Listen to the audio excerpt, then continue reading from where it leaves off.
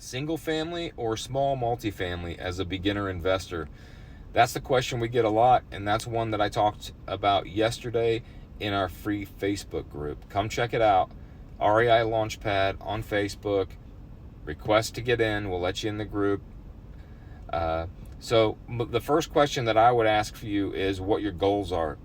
Are your goals just to build long-term wealth through real estate and investing some of your dollars that you made from your W-2 and growing them?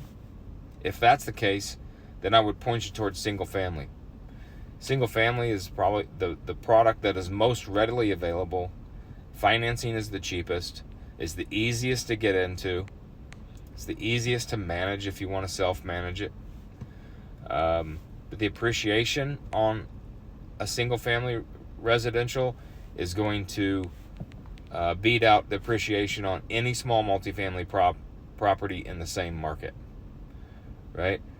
So you'll be able to refinance that house every few years, pull equity out, and you'll cash flow. If you've bought it right, you'll cash flow $200 to $250 a month, which isn't great, but it should be enough to pay for anything that comes up. But in addition to that,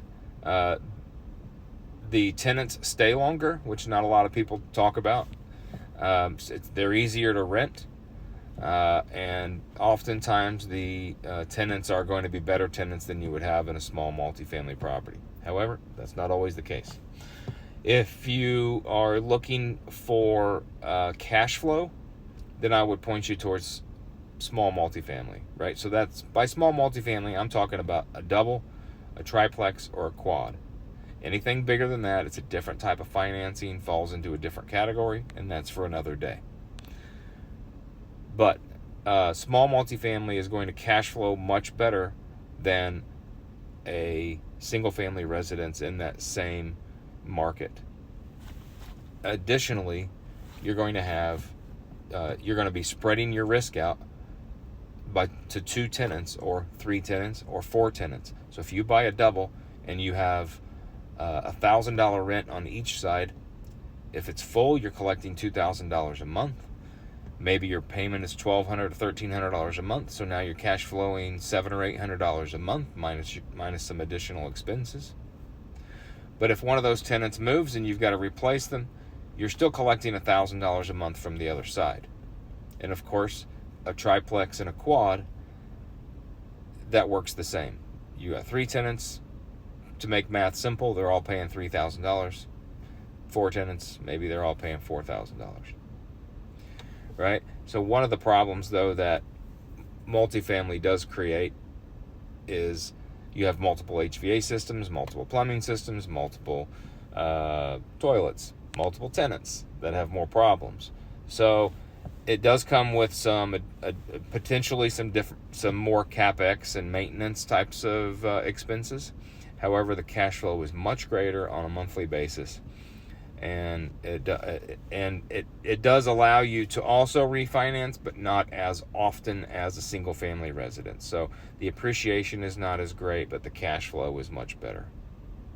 So that's the difference between the two. You really have to determine what's best for you. For me, I need both, right? I'm a full-time investor, so I am looking down the road. So I'm looking for long-term wealth building, but I also need cash flow because I got to put gas in my car. I got to feed my kids. I got to, live my life.